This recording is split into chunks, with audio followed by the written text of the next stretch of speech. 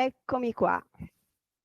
Ciao a tutti, so che vi state collegando, siete in molti, ma per il momento collegati non ancora tutti, quindi io aspetterei ancora un attimo per vedere se c'è ancora qualcuno che si collega. Intanto vi posso dire che per me è una insomma, grande gioia poter iniziare una nuova avventura attraverso questo nuovo modo di comunicare. Per me è nuovo, lo so che oramai è di moda comunicare attraverso il web, ma per me non è proprio una cosa nuova, anche perché a me piace sempre poter esprimere e dialogare guardando in faccia le persone, ma mi rendo conto che a volte c'è la necessità proprio di cambiare un pochettino il modo di comunicare, un po' perché non tutti riescono magari a conoscermi dal vivo e ho la possibilità di poter frequentare tutte le mie attività e quello che sto divulgando ormai da diversi anni, e quindi ho deciso di provare a partire con questa divulgazione. Ovviamente parleremo di questo metodo, un metodo che ho un po' ideato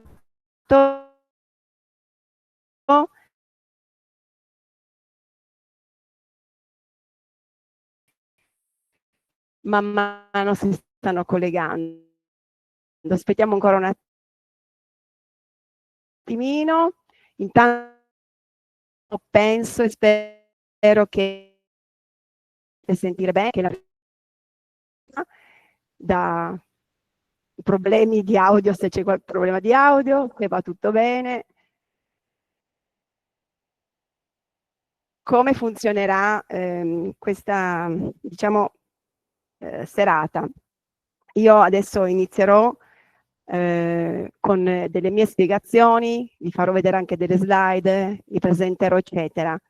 E se avete delle domande, facciamo in modo che voi le scriviate, poi alla fine di tutto io cercherò di rispondere alle vostre domande, ok? Senza fatevi nessun problema.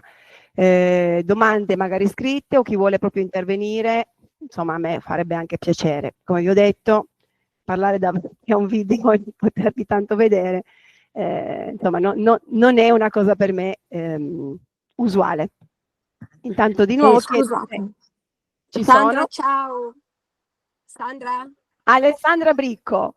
Sì, ciao. Scusatemi, ciao a tutti. Io vi chiedo scusa, sto arrivando a casa, sono in macchina, quindi non vorrei fare casino, mi silenzio e poi appena arrivo a casa mi piazzo meglio davanti al video. Ecco, Tranquillissima, va bene, volevo assolutamente solo sì. dirlo perché a volte magari la comunicazione va e viene, però insomma, niente, spero di non Grazie perdermi il infinite. pezzo iniziale. Ciao, Grazie buon inizio. infinite. Collegati pure, togli pure il microfono, anzi, appunto, Ok, se va non dovete bene. dire qualcosa adesso di urgente, potete poi appunto, come dire, silenziare, si dice così, in questi termini online, silenziare il microfono e attendo ancora un attimo prima di partire e poi si inizia. Ovviamente sarà una serata divulgativa dove c'è una parte ovviamente di spiegazione e poi faremo o vi farò vedere qualche pratica, qualcosa di quello che riguarda il metodo. Insomma, la serata vuole essere fare un po' di chiarezza, se mai ci fosse il bisogno, su tutto l'argomento ormai in voga, ormai è diventata una moda la parola yoga. A me piacerebbe fare un po' di chiarezza e dare una lettura per noi occidentali di quello che è veramente lo yoga. Quindi credo fortemente in questa filosofia, ma diffido, chiamiamo così, metto molto in discussione il modo in cui viene divulgato e il modo in cui noi ci andiamo ad approcciare. Lo metto un po' in discussione. Allora, che ore sono più o meno? Chiedo al mio regista. 8:10. Secondo te? Ok. Ok, io intanto ringrazio tutti voi, so che c'è anche qualcuno che già conosco, quindi ringrazio subito chi già conosco. Ho letto i nomi, la maggior parte non conosco, poi magari ci conosciamo dal vivo e non mi ricordo i vostri nomi.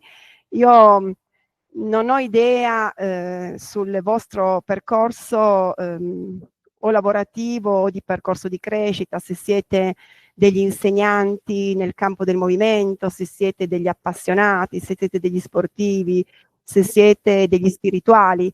Mi piacerebbe anche sapere un pochettino chi ho come diciamo seguace in questo momento, perché mi interessa un pochettino capire chi mi sta seguendo. Ovvio che l'argomento che tratterò è per tutti, da chi è un insegnante di movimento, a chi è semplicemente curioso e vuole comprendere qualcosa di più nel campo del movimento e della salute, a chi è sedentario e vuole decidere finalmente di fare qualcosa partendo da, diciamo, da cose semplici, e a chi invece proprio è spirituale e vuole provare a essere, insomma, avere un nuovo approccio alla spiritualità, se vogliamo chiamarla così. Allora, mi presento, sono Sandra Zoppi, parto dicendovi che fin da bambina il movimento è stato per me il mio migliore amico, quindi diciamo sto giocando un po' facile. Il movimento è stato sempre la mia passione, sono stata un'atleta di diversi sport, come la ginnastica artistica, il rock and roll acrobatico, la danza contemporanea, danza jazz, hip hop, allenatrice di ginnastica artistica, ho praticato ginnastica artistica, istruttrice nell'ambito del fitness, perché ho anche avuto una palestra per ben 14 anni, quindi conosco l'ambiente delle palestre, conosco tutte le attività musicali perché le ho fatte tutte, compresa l'acqua gym, insegnante di spin, insomma, l'unica cosa che mi manca come esperienza è il calcio. Le ho fatte veramente tutte, compresa la psicomotricità. Ho una laurea in scienze motorie, sono kinesiologa, ma circa 20 anni fa sono giunta ad un'amara conclusione e scoperta. Scopro che in realtà in tutti questi miei anni di grande movimento io non conoscevo la vera natura della scienza motoria. Cioè mi sono proprio resa conto che nonostante io mi muovessi, ero abbastanza ignara di quello che succedeva nel mio corpo. Potevo anche essere abile da un punto di vista motorio, per cui non mi spaventano le posizioni dello yoga e neanche rimango così affascinata da una verticale, perché io l'ho già fatta con la ginnastica artistica, e anzi una delle mie domande che mi sono sempre posta è come mai questa verticale o queste divaricate o questo atletismo era così salutare, dove io in realtà quando la praticavo per me era una prestazione fisica, una competizione, non una mia ambizione. Quindi perché vi dico tutto questo? Perché tutto ciò che vi dirò da adesso in poi è frutto di una grande esperienza sul campo, di tanta riflessione, sempre per quanto riguarda l'attività motoria, di tanto studio, di tanta ricerca. All'interno del mio studio, diciamo, posturologo, di posturologia, perché sono una kinesiologa adesso specializzata in tutto quello che è diciamo, la posturologia olistica, e mi sono, diciamo, posta tante domande, e tutto quello che vi dirò sono tutte le mie ricerche, perché alle mie domande non c'è stata mai una vera risposta che mi abbia convinto nell'arco di tutti questi anni.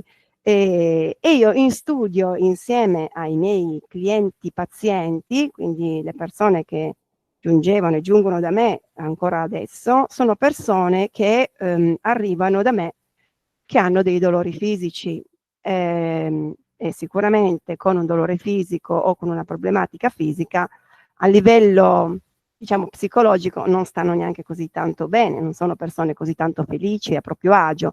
Per cui io ho avuto modo di vedere una a una e fare delle grandi scoperte per quanto riguarda il corpo umano e i suoi dolori. Ve lo ribadisco, è frutto di esperienza. Poi ovvio che le letture, lo studio della neuroscienza, della fisica quantistica, tutto quello che io ho continuato a fare e continuo a fare tuttora, sono sempre solo state dei riscontri e delle risposte a quello che è stata la mia intuizione e forse la mia cocciutaggine nel non essere mai abbastanza soddisfatta di ciò che mi veniva proposto, di ciò che scoprivo. Una cosa interessante è che prima di iniziare a fare il lavoro in studio, io ero, come vi ho detto, anche un insegnante di fitness, no? Oppure un insegnante di danza, per cui ero un insegnante uno a molti. E quando sei insegnante uno a molti, comunichi attraverso il corpo, difficilmente riesci a scambiarti delle parole e devo dire che difficilmente riesci a entrare in comunicazione intima con ogni singola persona che vedi davanti a te. Ed è per questo che quello che vi dirò in tutta la serata ha proprio a che fare con il fatto che io ho parlato direttamente, continuo a parlare direttamente con ogni singola persona e quello che scopro è veramente molto importante. Quindi, sulla base di questo, vi ho detto anche che sono kinesiologa olistica. Ci tengo a precisare cosa significa olistica, potrei dire kinesiologa tuttofare o di una visione di insieme, perché mentre il kinesiologo nell'ambito del movimento tiene conto dell'aspetto muscolo-scheletrico, quindi dell'aspetto motorio fine a se stesso, io ho iniziato, e non sono l'unica ovviamente, a considerare l'essere umano non solo più da un punto di vista solo muscolo-scheletrico, ma anche da un punto di vista psicologico, emotivo, mentale, spirituale, energetico. Ovviamente con queste parole non può che esserci un approccio yogico. Non so quanti di voi conoscono l'argomento yoga, ma se non lo conoscete, la cosa più importante in questo momento da sapere è che quando si parla di yoga si parla di un credo, di un credere fortemente che noi siamo qualcosa di più di semplice materia, siamo qualcosa di più di semplice corpo, di semplice, diciamo, struttura fisica, ma c'è un forte credo che noi siamo soprattutto energia. Quindi di questo parleremo di quello che noi siamo nella nostra struttura. Se a voi va bene e non c'è nessuna domanda, io passerei alle slide in modo che da lì riesco a comunicarvi meglio quello che vi voglio passare come prima parte della serata, per poi darvi degli esempi concreti qui sul tappetino. Ok? Allora, mi sposto, ma penso che non ci siano problemi, sia già partito la slide, non ancora. Ok, un attimo solo.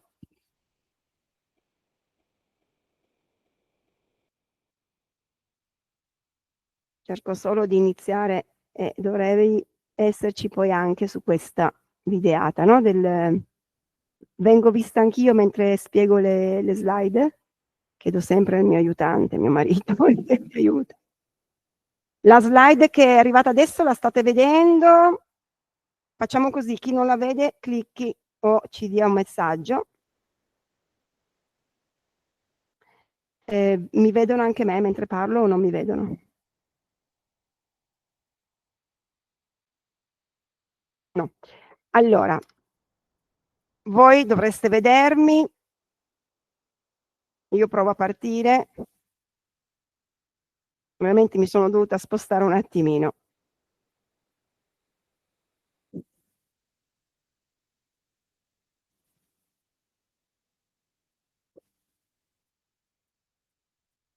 Ok.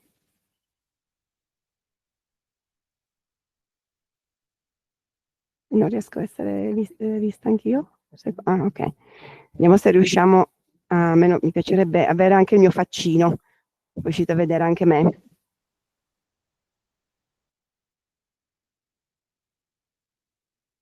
Ok. Ciao Tata! Ok, adesso mi vedete, giusto? Ma loro mi vedono, ma io non vedo più le slide. Sì. Ok, ok, perfetto. Ottimo. Bene. Eccoci qua. Perfetto.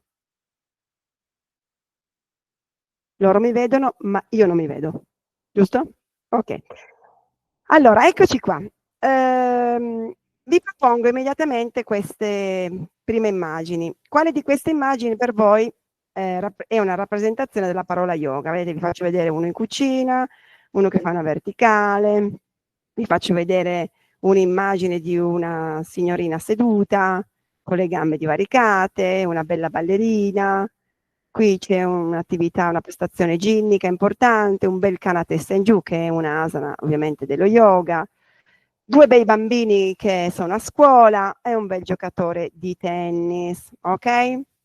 Vi do 3 secondi, 4 secondi per scrivere su un foglio quale secondo voi di queste figure è rappresentativa dello yoga.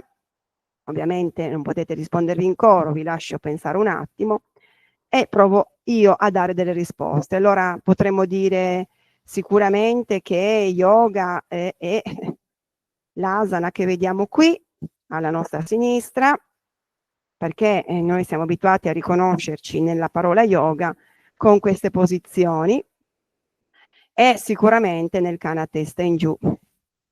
Difficilmente ci riconosciamo in altre posizioni. Ah, forse un po' questo signorino qua che sta facendo una verticale, perché in alcune asana ci sono anche le verticali.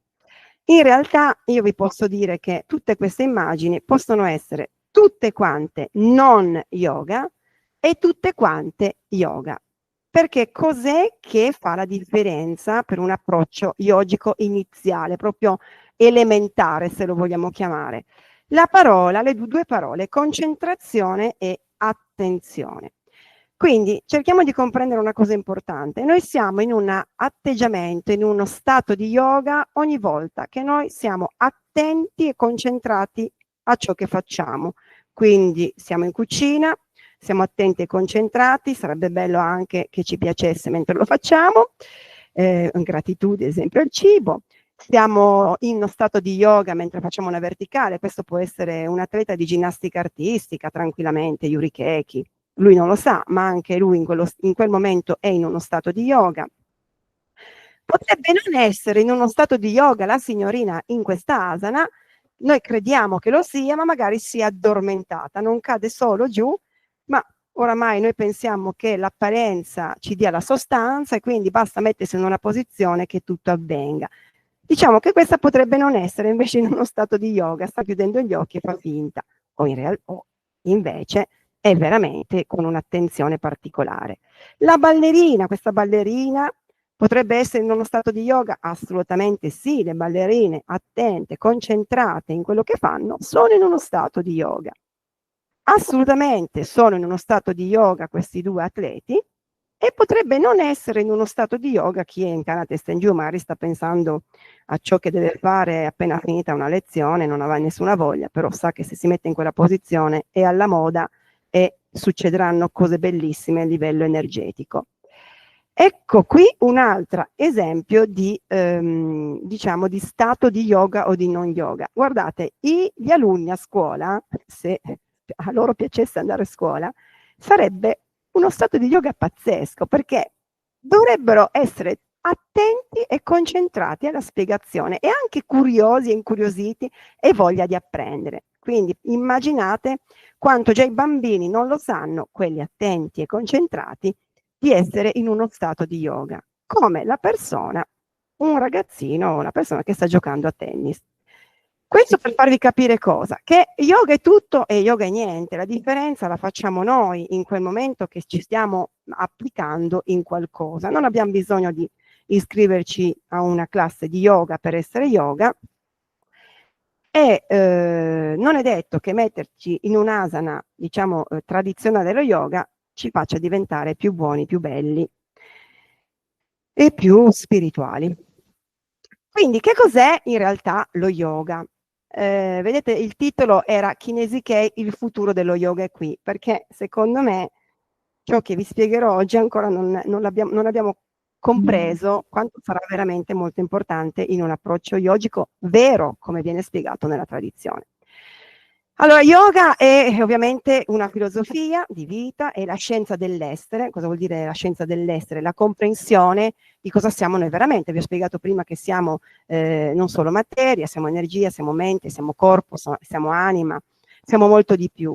Ma siamo ovviamente mente e corpo. Quindi stiamo parlando di due parti del nostro corpo che le dovremo trovare unite. Yoga è anche consapevolezza, quindi questa parola è una parola molto importante per descrivere lo yoga, quindi le immagini precedenti avevano un po' a che fare con la consapevolezza, perché nel momento in cui io sono attento e concentrato, che sono due termini iniziali per essere yogici, sono anche consapevoli di quello che faccio. Cosa conosciamo della mente, cosa conosciamo del corpo? Non penso che conosciamo molto della mente e del corpo, magari conosciamo qualcosa di uno e dell'altro, ma per poter entrare in questa realtà yogica noi abbiamo bisogno invece di comprendere qualcosa in più. È vero che la persona che era in cucina prima poteva essere in uno stato di yoga, ma parzialmente. Cosa ci insegna e ci vuole dire lo yoga? Che noi siamo un essere intanto costituito da un corpo e un cervello. E dal momento che abbiamo un corpo dovremmo imparare a conoscere come funziona questo corpo e come funziona questo cervello. Diamo spesso per scontato o non riflettiamo sul fatto che il nostro corpo e il nostro cervello forse non funzioni più proprio come funzionava alla nascita. E tutte le cose belle che ci vengono proposte per stare bene in salute non funzionano se noi non siamo di nuovo funzionali. Quello che io propongo con il metodo è riprenderci la funzionalità, almeno inizialmente nel campo del movimento motorio, perché esiste nel campo dello yoga anche la pratica, quindi queste famose asana, queste posizioni, questo corpo che si muove.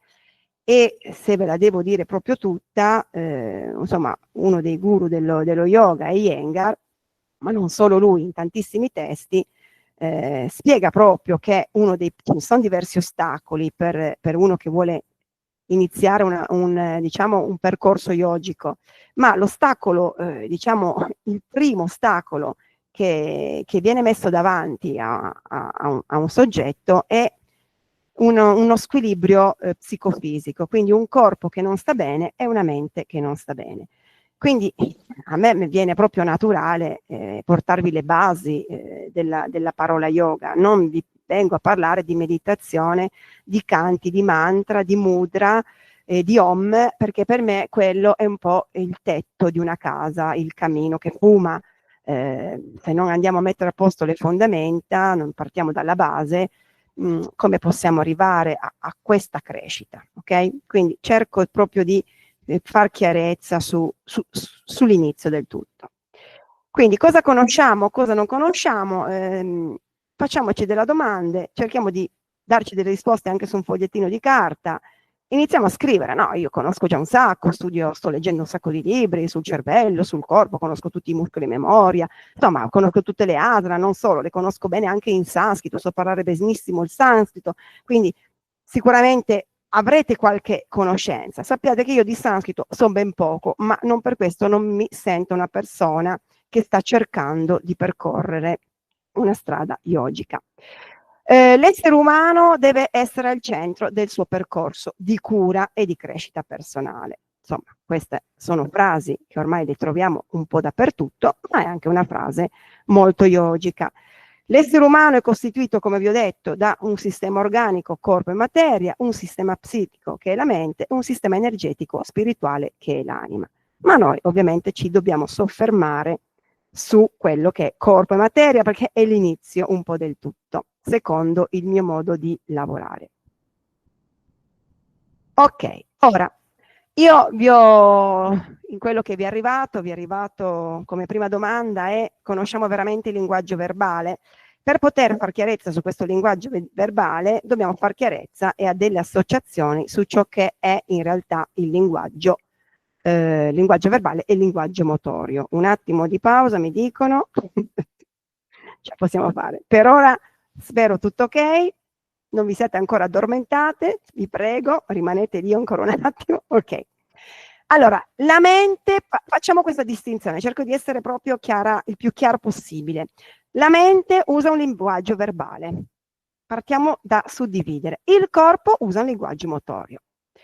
Ogni volta che utilizziamo un linguaggio verbale siamo nella teoria. Vedete questo bellissimo signore, un docente universitario, che sta parlando e tutti gli allievi non staranno capendo niente perché non sono né attenti né concentrati, però lui parla e già da questa immagine noi vediamo che questo soggetto sta utilizzando un linguaggio verbale.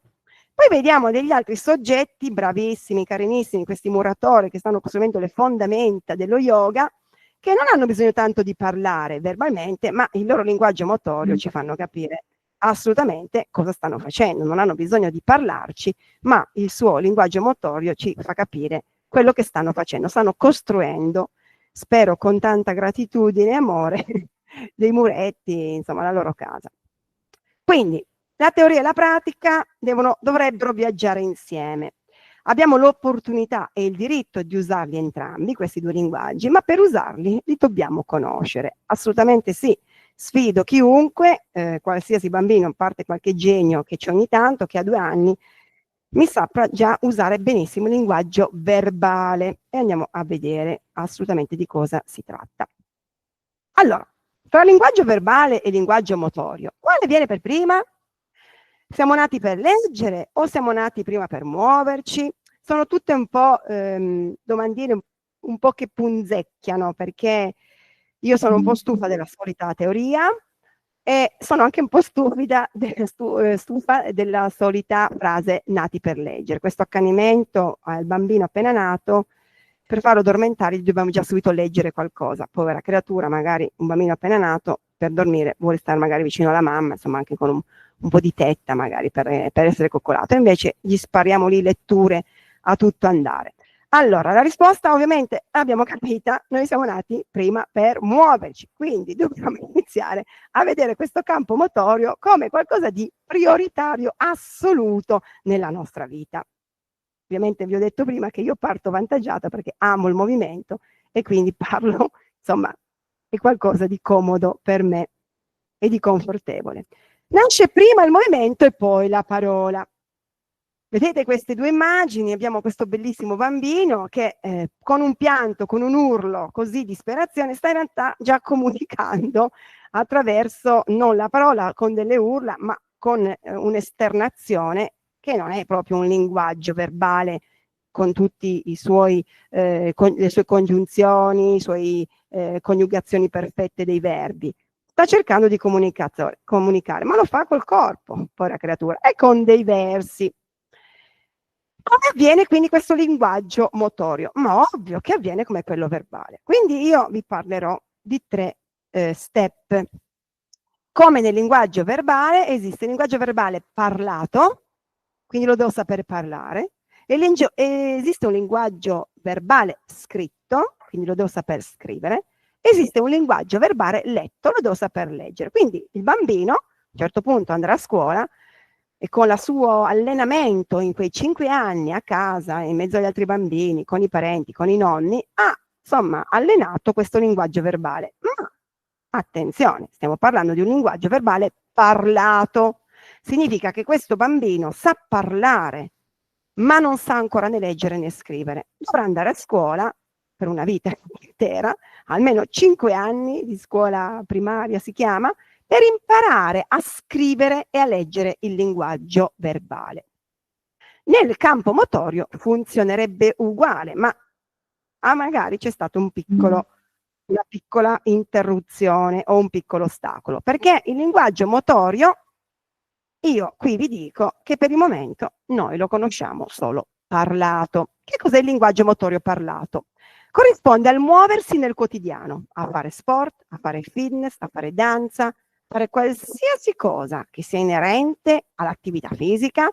La persona sedentaria, pigra e non amante del movimento usa poco linguaggio parlato, figuriamoci saperlo scrivere e leggere. Quindi quello che stiamo cercando di capire, o quello che sto cercando di farvi comprendere, è che tutto ciò che noi stiamo facendo con il corpo, io compresa fino a 20 anni fa, nonostante una laurea in scienze motorie, che insomma sembra sia chissà che cosa, io lo parlavo il linguaggio motorio. Quindi cosa vuol dire? Lo parlavo come un bambino fino a 5 anni. Mi muovevo, avevo una buona parlata, ok? Ma fondamentalmente proprio saperlo leggere e scrivere non se ne parlava. Quindi ricordiamoci che il linguaggio parlato corrisponde al muoversi nel quotidiano, a fare sport, a fare spine, a muoversi, a fare attività. Se la facciamo, se non la facciamo, dobbiamo iniziare dal parlarlo il linguaggio motorio, ok? Dal parlarlo. Cos'è quindi il movimento parlato per il metodo Kinesi Kei? È l'esempio, quindi tu fai e io copio. Come con la parola, quindi il bambino, vedete, ci sono queste immagini, impara ascoltando, imitando la mamma, il papà, ma nulla ha a che fare con l'essere consapevoli. Quindi se c'è un bambino in casa che vede la mamma cucinare, imiterà a cucinare, se vede che stende i panni, inizierà a stendere, se la sente parlare, parlerà, se la vede muoversi, si muoverà, se la vede urlare, urlerà pure lei. Quindi il nostro linguaggio motorio o verbale inizia allo stesso identico modo. Quindi proviamo già solo a riflettere sul fatto che se noi siamo nati in un contesto dove, povere creature, ma santi nonni, se noi siamo nati in un contesto dove chi ci guardava erano dei nonni, e magari dei nonni non più tanto motori, ovvio che l'esempio che io ho avuto del campo motorio, insomma, non è stato un esempio così ampio, anzi magari mi sono state pure date delle restrizioni per paura, non cadere, non ti muovere, ti fai male alla schiena. Quindi voi immaginate come è iniziata la vostra vita, con questi esempi verbali e motori. Quindi il movimento parlato, ovviamente, non abbiatela con me nel momento in cui vi dico che tutta la pratica yoga è spesso solo parlata, quindi anche l'insegnante di yoga parla e non sa leggerlo e scriverlo, non dico tutti, ma insomma, quello che vedo è un po' questo. La pratica yoga è parlata, ok? Che va bene, perché attraverso la parola noi poi possiamo provare a leggerla e scrivere, possiamo migliorare il nostro linguaggio. Quindi cosa vuol dire parlato? Vuol dire io eseguo un'asana, quindi una posizione, imito la figura che vedo, imito l'insegnante, magari credo anche di farla come lui, quindi mi illudo, e l'illusione è una parola che nello yoga ti viene proprio detto di toglierla, di impara a disilluderti, perché l'illusione ti fa soffrire. Quindi ci illudiamo di imitarci, di fare esattamente quello che fa l'insegnante. Non a caso le insegnanti più seguite sono quelle tutte tremendamente fighe e gnocche, sono seguite ovviamente da tanti maschietti, perché ci immedesimiamo, le donne si medesimano, io pure mi medesimerei, in una bellissima insegnante con un fisico pazzesco, e mentre mi muovo immagino di essere come lei, mica che figata, cioè sicuramente mi può far star bene, ok? Ma mi prendo un po' in giro, insomma, me le canto e me le suono perché imito, e non è detto che il mio modo di muovermi sia esattamente come quello dell'insegnante. Adesso stiamo parlando di yoga, ma facessi zumba, step, io ho insegnato per una vita queste attività, quindi so un po' di cosa sto parlando, ok? Era copiare, imitare. Immaginate che io all'epoca non c'era neanche la parola, si facevano solo segni a destra, a sinistra, fischio, da capo, quindi era proprio un'imitazione. Cos'era? Un parlato continuo, e la gente era molto abile a parlare quel linguaggio, perché più si muoveva, più riusciva a parlarlo quel movimento, abili nel parlare quel movimento, ok? Andiamo a vedere invece che cosa è il movimento scritto. Il movimento scritto ha a che fare con riconoscere quale osso si dovrebbe muovere mentre faccio quel determinato movimento di prima che sto copiando l'insegnante, o mentre muovo una parte specifica del corpo. Ah, qui stiamo entrando in una dinamica, secondo me, già un po' più complessa, che è quello che, insomma, sto cercando di divulgare io e di portare a conoscenza il più possibile. Cavolino, non ci siamo mai resi conto come nel linguaggio motorio non abbiamo assolutamente idea di cosa si muove o si dovrebbe muovere dentro di noi. Proprio perché non ci è stato insegnato, ma tantomeno ci siamo mai posti il problema di dover imparare una scrittura di questo linguaggio. Intanto possiamo già vedere qua davanti uno scheletro, no? Quindi io sono amante dell'osso, l'osso per me è meraviglioso, anzi meglio dei muscoli, è ciò che muove il tutto, e vi sto facendo vedere un'immagine. Che sarà mai questa immagine? La conosciamo? Sicuramente se vi portavo un'immagine di un braccio alzato riconoscevamo il braccio. Che sarà mai questa immagine? Vabbè, facciamo 1, 2, 3, proviamo a rispondere, cosa vediamo? Intanto ci mettiamo un po' in discussione, cerchiamo di avere un po' di conoscenza o di prendere consapevolezza che ci mancano delle consapevolezze, e questo è un bacino, ok? Poi ve lo farò vedere dopo con le immagini. Questo è un bacino, ci sono delle vertebre lombari, insomma, è un meraviglioso bacino, c'è un osso sacro, un coccige. Voi non avete idea di quante queste ossa si dovrebbero muovere mentre voi, ad esempio, fate una semplice camminata al mercato. E non avete idea di quanto in realtà, mentre camminate con le vostre gambe, questo bacino rimane bloccato, pur muovendo le vostre gambe. Quindi questo movimento scritto ha a che fare con cosa? Con l'invisibile, perché il movimento parlato, vi ho detto, è il visibile. Io devo imitare qualcosa, vedo l'insegnante che si mette in una posizione, guardo cosa fa il piede, cosa fa la mano, cosa si fa una smorfia, il braccio, il ginocchio. Il movimento scritto, io devo muovere ciò che non vedo, l'invisibile, l'essenziale, e quindi devo iniziare a fare i conti con una terza parola, non solo più percezione, non solo più concentrazione d'inizio, intenzione e attenzione, anzi era attenzione, l'intenzione arriva dopo, ma dobbiamo avere a che fare anche con la parola percezione, cioè io devo iniziare a percepire qualcosa che non vedo del mio corpo, ma per percepire qualcosa che non vedo io dovrei sapere anche che cos'ho là dentro e come è fatto, dovrei avere un'immagine. Eccoci qua allora a spiegarvi perché è importante il lavoro Kinesi-Kei, il futuro dello yoga, e perché è importante imparare a leggere, imparare a scrivere e leggere il movimento. Gli aspetti fondamentali dello yoga sono proprio questi: concentrazione, l'attenzione, la motivazione. Cioè, io vorrei chiedere a tutti quelli che praticano yoga qual è la loro motivazione. Sono più disparate.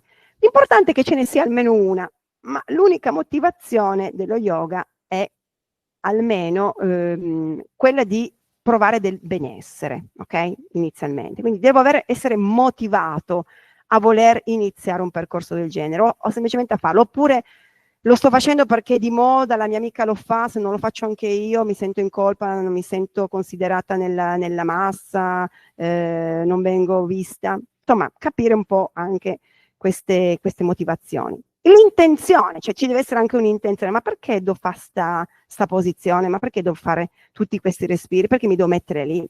L'intenzione, ma che intenzione hai? Perché se non hai capito l'intenzione io ti dico, ma togliamole tutte le asana, anzi io proprio le toglierei proprio per un bel po', inizierei a capire alcuni concetti. L'immaginazione è fondamentale, ok? Diciamo nella filosofia yoga, vedete, parliamo di immaginazione, visualizzazione, percezione, e poi arriva la famosa parola chiave che è la meditazione.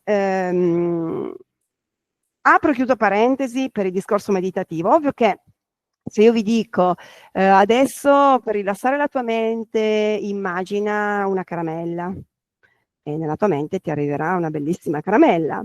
Adesso che hai questa caramella, scarta questa caramella e quindi immaginerai la carta di questa caramella. Oppure ancora di più andiamo in cucina, quindi per distrarre la nostra mente iniziamo a pensare, immagina di prendere una cipolla, e nella tua mente ti arriverà l'immagine della cipolla. Ma nel momento in cui usiamo termini diversi, tipo immagina il tuo dentro, e io vorrei entrare nella mente di tutti voi e vedere che tipo di immagine avete. Immagina la tua forza interiore. Immagina un'energia che scorre in tutte le tue vene, in tutti i tuoi organi. Ma voi avete idea di come siete fatti dentro, di dove si trova il cuore? Immagina la tua colonna vertebrale, che è il tempio della nostra anima. Quanti di voi veramente hanno l'immagine corretta di questo dentro? Abbiamo bisogno di conoscenza, secondo me, maggiore. Mi sono sempre chiesta, ma che devo visualizzare? Una luce, una luce. Ma dove la devo visualizzare? Arriva. Non è così, io non la vedo così tanto semplice questa strada della crescita. Io sono un po' cocciuta, come vi ho detto, e ho bisogno di capire per poter entrare a fondo. Ovviamente se io non ho una bella immagine di quello che deve succedere dentro di me, di cosa devo muovere, non ho una visualizzazione di qualcosa che non vedrò mai, perché la differenza tra immagine e visualizzazione è proprio un po' questa, cioè immagina il mare, non sei al mare, sei a casa, ma tu immagini il mare, qualcosa che hai già visto e lo immagini, quindi la tua mente si può calmare. Ma se io ti dico immagina i tuoi ischi, immagina le tue ovaie, immagina il tuo utero, immagina il tuo osso sacro, le tue costole, cosa immaginiamo? Dobbiamo intanto conoscere, due, visualizzarle, cioè visualizzare qualcosa che non vedremo mai. A meno che non avete visto dei morti, sì, potete aver visto delle immagini, come vi farò vedere io, dei modelli, però arriva poi la percezione giusta, che immagine abbiamo di tutto ciò? E ovviamente l'ultimo step è la meditazione, che come vi ho detto prima è il tetto di una casa e io mi fermerei, ancora alle fondamenta. Quindi, ritornando al discorso di prima, nel movimento letto imparo a riconoscere se muove effettivamente quell'osso. Quindi io lo scrivo vuol dire cerco di capire come devono muoversi le ossa mentre mi muovo, ok? Poi devo vedere se mentre faccio quel movimento e mi stanno dicendo che delle ossa dovrebbero muoversi, cerco di capire, percependo, se quelle ossa mie si stanno veramente muovendo così o se non si muovono e se devo correggermi o se non riesco nemmeno a correggermi. Quindi è una lettura, quindi vado a leggere se ho scritto bene il movimento. Questo è il linguaggio motorio, ragazzi, non è quello parlato. Quello parlato è solo parlato. Qui stiamo parlando di qualcosa di molto più profondo, come è la filosofia yoga, molto molto profonda. Quindi il movimento letto è correggere attraverso l'immaginazione, la visualizzazione, la percezione. Sentite quanti termini nuovi che non hanno proprio a che fare con il visibile. Correggo l'essenziale attraverso lo sguardo del cuore. Queste sono parole bellissime, ma dal dire al fare per me c'è di mezzo non il mare, insomma l'oceano e più oceani. Correggo l'invisibile, quindi l'invisibile ovviamente è fatto di ossa e organi. Ora non so se voi guardando questa immagine riuscite un po' a identificare qualcosa del corpo umano, se l'avete mai visto. Vi faccio vedere che ovviamente qua vi trovate delle vertebre lombari, ok, sulla vostra destra, e ovviamente c'è l'intestino, c'è questo bellissimo intestino davanti alle vertebre lombari, poi c'è pure lo stomaco in alto, insomma, e poi davanti a questi organi ci dovrebbero essere i muscoli, questi famosi muscoli, il retto addominale. Questo è ciò che noi dovremmo muovere se vogliamo muoverci con un linguaggio scritto e letto. Se invece vogliamo continuare a muoverci con un linguaggio parlato, diciamo, il web è pieno di esempi a tutto andare, ce n'è un'infinità. Gente bravissima che si muove benissimo, cliccate e copiate e voi fate il vostro bellissimo linguaggio parlato. Ma mancano, secondo me, proprio dei passaggi. Perché le ossa si muovono, e questo è un qualcosa di molto importante che dobbiamo prenderne consapevolezza, gli organi si muovono e la cosa importante da capire è che le ossa spostano gli organi, li tirano e li spingono. Ma attenzione, le ossa spostano gli organi, li tirano e li spingono se le ossa si muovono. E se le nostre ossa si sono tutte bloccate? Non siete mai andati da un fisioterapista o da un osteopata che vi ha detto lei ha la sacroiliaca bloccata? Continui a fare yoga. E va bene, io dico no, abbiamo una sacroiliaca bloccata, vuol dire che queste ossa non si stanno muovendo, se loro non si muovono, anche gli organi che sono vicini non si muoveranno. Per non parlare del respiro che dovrebbe gonfiare e spremere gli organi, tutti gli organi, tant'è vero che io li chiamo le spugnette organiche, proprio per dare delle immagini un po' nuove, poi dopo vediamo insieme. Quindi non ci illudiamo, e di nuovo uso la parola illusione, che è una parola da evitare quando iniziamo ad approcciare, non evitare, migliorare, migliorarci e scendere dal pero e cadere, battere una bella craniata per terra, rialzarsi disillusi. Quindi non illudiamoci, per cortesia, che durante una qualsiasi pratica yoga, una meditazione, un canto, una respirazione, tutto ciò che dovrebbe avvenire all'interno, ovvero ossa che si muovono, organi che si spostano, il respiro che gonfia e che sgonfia, avviene veramente. Perché purtroppo, mi dispiace dirvelo, ma in noi non avviene più tanto di tutto ciò. E lavorare solo sul movimento parlato non ci dà un vero aiuto, cioè non ci dà un vero aiuto. Andiamo avanti. Questa è una mia bella riflessione che ho voluto fare anche con voi. Ora, nelle scuole va di moda sottolineare ciò che il bambino non riesce a fare, più che a guardare i suoi talenti. Insomma, è bellissimo sempre arrivare a buttare giù l'autostima dei bambini, poi ovviamente da grandi dobbiamo fare ore e ore di analisi e di crescita interiore per ritrovare la nostra autostima e togliere i sensi di colpa. Quindi cosa nascono? Cioè, abbiamo proprio toccato il fondo, secondo me, nascono definizioni come dislessico, difficoltà a leggere, e discalculico, difficoltà a contare. Cioè, io è da poco che so questi termini, da quando ho un bambino, adesso lui ha 11 anni, perché per me dice, ma che cavolo vuol dire? Anzi, vi dirò di più, che io sono stata sicuramente dislessica, perché in quei 5 anni, poi la creatura delle elementari, io leggevo molto lentamente, facevo molta fatica. Adesso sto leggendo, ma per fortuna all'epoca non c'era questo marchio, no?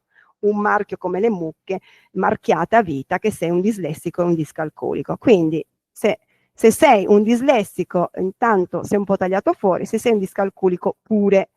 Io li toglierei ovviamente questi termini perché dovremmo vedere i talenti. Quindi nelle scuole abbiamo queste definizioni. Bene, allora se abbiamo quella definizione, allora io che sono del campo motorio, insomma anch'io potrei essere un insegnante nelle scuole di educazione fisica, dico ma nessuno nota la cosa più importante, cioè il movimento?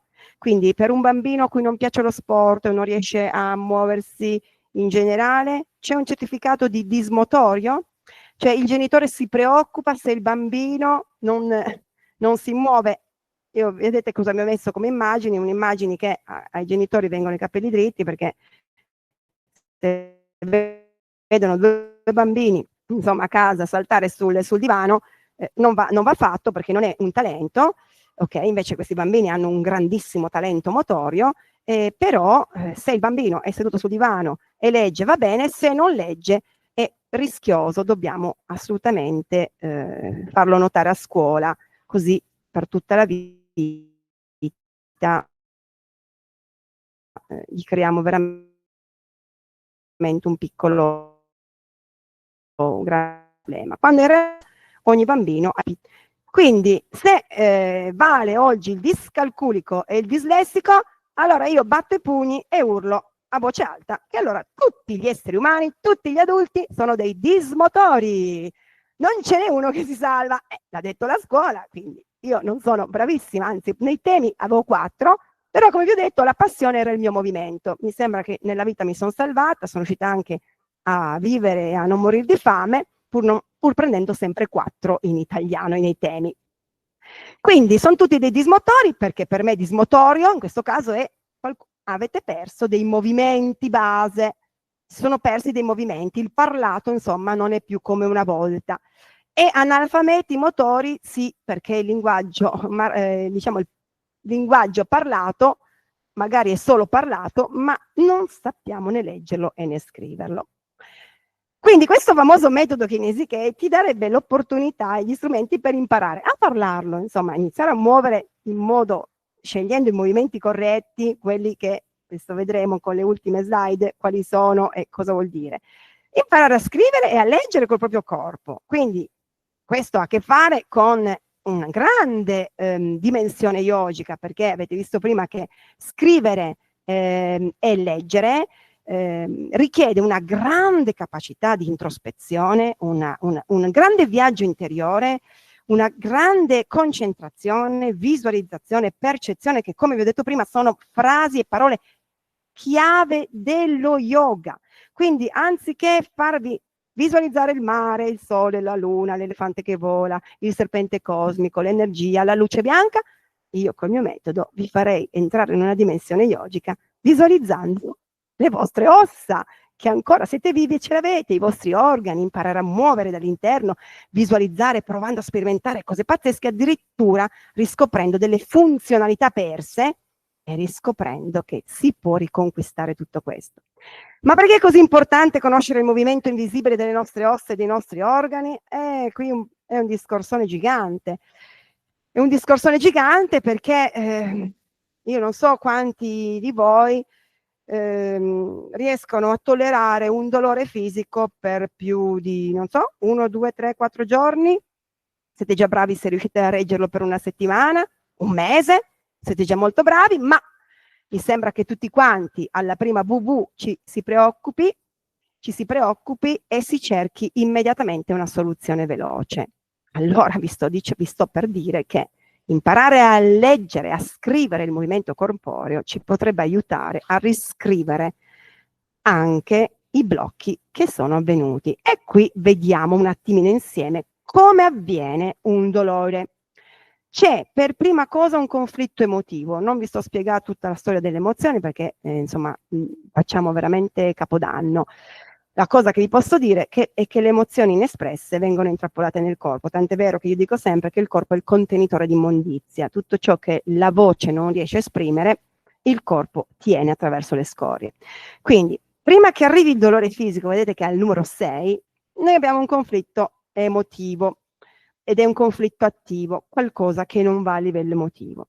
Da questo conflitto attivo potrebbe essere una rabbia, potrebbe essere una preoccupazione, insomma, qualsiasi cosa, un'interrogazione, l'ansia, qualsiasi cosa. Questo blocca, c'è un'alterazione dei meridiani energetici. Vi ho detto che stiamo parlando di yoga, dobbiamo credere fortemente che noi siamo anche energia, quindi se c'è un blocco emotivo si crea un blocco energetico.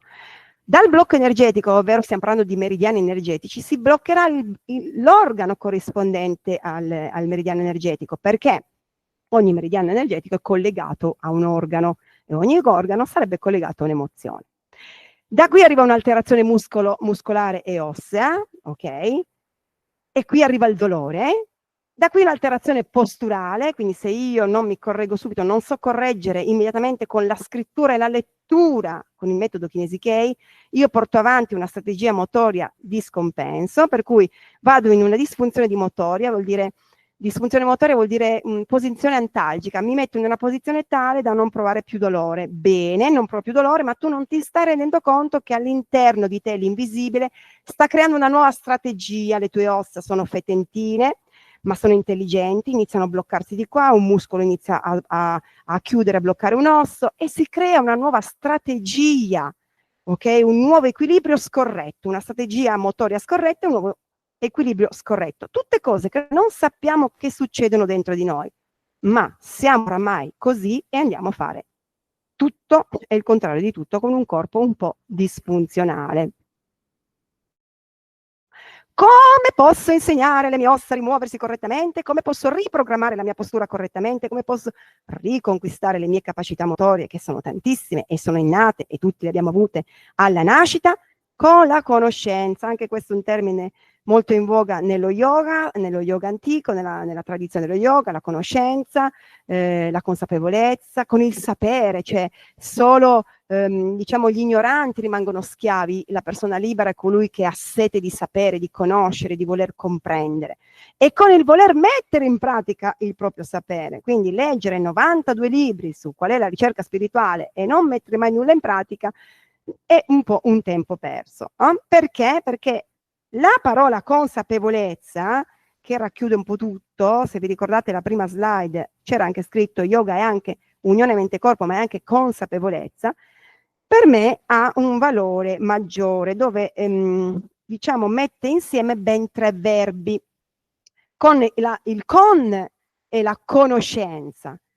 Quindi conosco il corpo, lo devo conoscere, con il sape e il sapere, lo so muovere, lo assaporo nel momento del movimento, quindi metto in pratica ciò che conosco. E la volezza e il volere, lo sento muovere e lo voglio muovere. Questo è un pieno della parola consapevolezza. Sempre rimango fermo nella conoscenza, che va bene, ma non vado oltre, ok? Quindi io posso conoscere tutta l'anatomia corporea, ma se poi non mi muovo, sono fermo alla conoscenza. Chi è che conosce tutta l'anatomia corporea?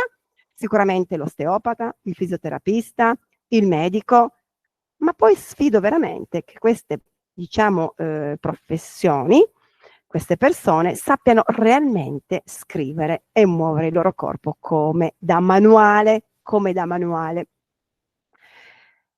Diamo ancora 2 pillole e poi ci andiamo, vi vado a fare tutti gli esempi fisici su quello che è tutta questa spiegazione. Spero voi siate ancora vivi, ancora attenti. Come funziona l'apprendimento? Quindi il cervello e il corpo, insomma il cervello ha una grande capacità, insomma tutto quello che anche state leggendo adesso, vedete che vi ho dato tante immagini perché il cervello impara molto attraverso le emozioni, quindi io spero di essere riuscita in alcune delle immagini a trasmettere delle emozioni, a farvi ricordare qualcosa per ricordarvi quello che vi ho detto. Il cervello apprende attraverso la ripetizione, quindi ripetere un qualcosa, e quindi la gestualità, il movimento, ripeterlo, imparare a ripeterlo come parlato, ripetere il movimento come scrittura, come lettura, ci migliora nell'apprendimento. Per esempi, quindi attraverso l'esempio, quindi sicuramente il movimento parlato ha bisogno di esempi, per immagini, per visualizzazione, per percezione. Vi faccio solo un esempio di che cosa vuol dire il cervello apprende per emozione. Se io vi dico 11 settembre 2001, non c'è bisogno di studiare tanto a lungo cosa è successo, perché ognuno ha provato un'emozione molto forte quella giornata e si ricorda perfettamente dov'era, senza averlo dovuto ripetere a memoria. Quindi l'emozione è diciamo, un ottimo canale di apprendimento ed è quello che cercherei ed è una cosa che piace a me, riuscire a trasmettervi quello che do attraverso uno stato emotivo molto forte. Insomma, questa è un po' anche la mia intenzione, poi se non riesco. Sicuramente si apprende per visualizzazione e per percezione, perché il cervello non conosce molto la parola, ma conosce molto le immagini e il mio metodo è fatto di molte immagini. Immaginate che dobbiamo osservare come si muovono le nostre vertebre, quindi ci sono insomma piccoli pupazzetti che ci aiutano. Si apprende per conoscenza e per esperienza, quindi piccole pillole perché non voglio stressarvi troppo. Ora vi chiedo a voi, e anche qua riflettete per un attimo, che cos'è l'essenziale per voi? La parola essenziale vuol dire a che cosa non rinuncereste mai, potrebbe essere, perché è molto importante per proseguire con quello che ho ancora da dirvi, ma anche solo per farvi riflettere. Quindi rifletteteci, scrivetelo, che cos'è l'essenziale. Ovviamente ci sono tantissime cose essenziali, ma per me la cosa più essenziale per poter far sì che le altre cose essenziali possano continuare a coesistere e a esserci nella mia vita è la salute. Voi pensateci un attimino. L'essenziale sono i vostri figli? Benissimo, ma se state male, non siete più in salute, potete goderveli? L'essenziale per voi è non rinunciare a una passeggiata in montagna? ma se vi fa male un ginocchio, se avete un problema alla schiena, riuscite ad andare?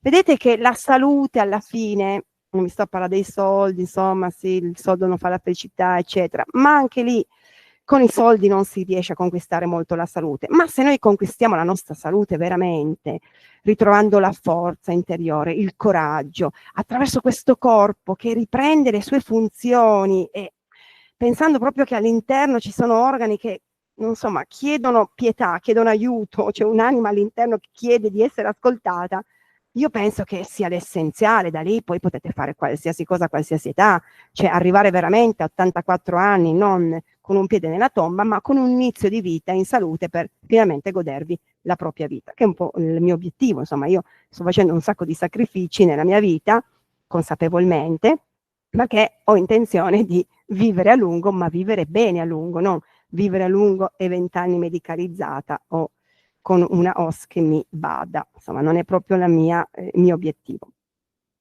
Ecco qua che c'è una frase che sicuramente non ci piacerà. Non tutto ciò che ci piace ci fa bene. E andiamo a vedere. Perché adesso vi devo elencare ovviamente un qualcosa di importante. Ho cercato di fare un po' chiarezza perché ogni tanto io sparo un po' delle parole che mi rendo conto che sono un po' forti e qualcuno insomma rimane un po' offeso, risentito. Dico pazienza, non posso piacere a tutti, però ho cercato oggi di dare un po' più di come dire, tatto, eleganza, per non toccare troppo, insomma, una sfera importante. Cosa può essere salute mentale? Quindi ho diviso la salute mentale da salute fisica, abbiamo detto che lo yoga è mente e corpo, e secondo me c'è un sacco di confusione con la parola salute. Cosa può essere salute mentale? Va bene? Quindi quando noi parliamo di salute mentale, parliamo di qualcosa che ha a che fare con la nostra mente, ma non ha a che fare né con l'organo né con l'osso, con il nulla di quello che c'è nel corpo. Quindi, che bello, del cibo che nutre i nostri bisogni di amore, di affetto, di considerazione, abbiamo delle mancanze, noi ci cibiamo dalla mattina alla sera. Non mi ha abbracciato, non mi ha scritto, non mi ha amato, io vado con pane e Nutella. Cosa fa tutto questo? Un benessere mentale pazzesco, ok? In quel momento la tua mente va a 1000. C'è ossitocina, serotonina, tutti gli ormoni della felicità, ci sono tutti. Dura poco, ma ci sono tutti.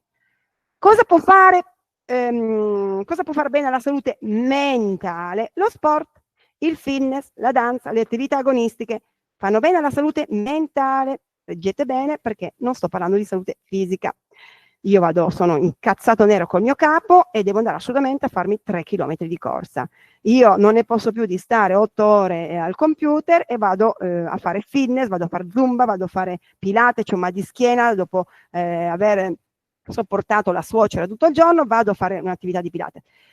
Vado a fare un'attività per la mente. Vado a cantare, vado a ballare, una lettura, lo spritz, pura sigaretta, mettiamo tutto, la socializzazione, fatemi parlare con una mia amica al telefono, gli spiattello tutto, comunque così carico lei di tutti i miei problemi, lei rimane piena diciamo, dei miei problemi, io sono bella svuotata e la mia mente sta bene. La perfezione estetica per quell'attimo mi fa star bene, felice, no? Ho un bel seno, ho un viso diverso, insomma, la persona che vuole star bene esteticamente fa bene alla sua mente, alla sua autostima, alla sua crescita. Va bene, accettiamole tutte. L'immobilità e la sedentarietà, ma fa bene anche questo alla mente, perché uno è immobile, sdraiato sul divano, si guarda un bellissimo film, non vede l'ora di rilassarsi.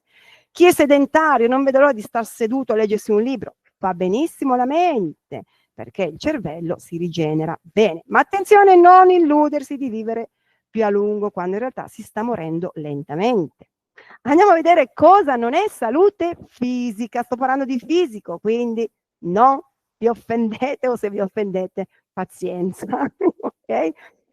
Cosa non è salute fisica? Le emozioni inespresse, l'indifferenza apparente, il non avere emozioni. Quindi attenzione alla persona che non urla, che dice di non arrabbiarsi mai, che non sorride, che non piange, che non esprime le sue emozioni, che siano quelle comode o quelle scomode. Mi dispiace, non fa bene alla salute fisica, perché vi ho detto che il corpo è un contenitore di immondizia. Tutto ciò che non esprimi verbalmente o fisicamente entra all'interno dei tuoi organi e li dovrai spremere dopo con un'attività importante che il Kinesi Kei. L'alimentazione che inquina e che toglie l'energia, quindi tutta l'alimentazione che ti fa bene alla mente, quindi pane Nutella, un gelato buonissimo, io adoro il gelato, che fa molto bene alla mente, però dopo cosa succede?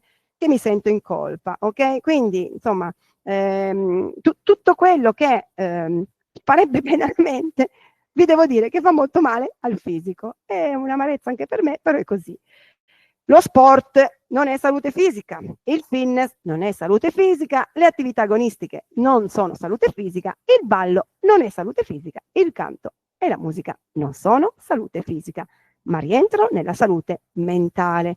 Quindi attenzione a non confondere, cavolino, c'ho mal di schiena ma non ho detto di andare a giocare a tennis, cavolino, c'ho male alla spalla, devo andare a fare Pilates, cavolino, mi hanno detto che c'ho male al bacino, vado a fare un po' di ballo.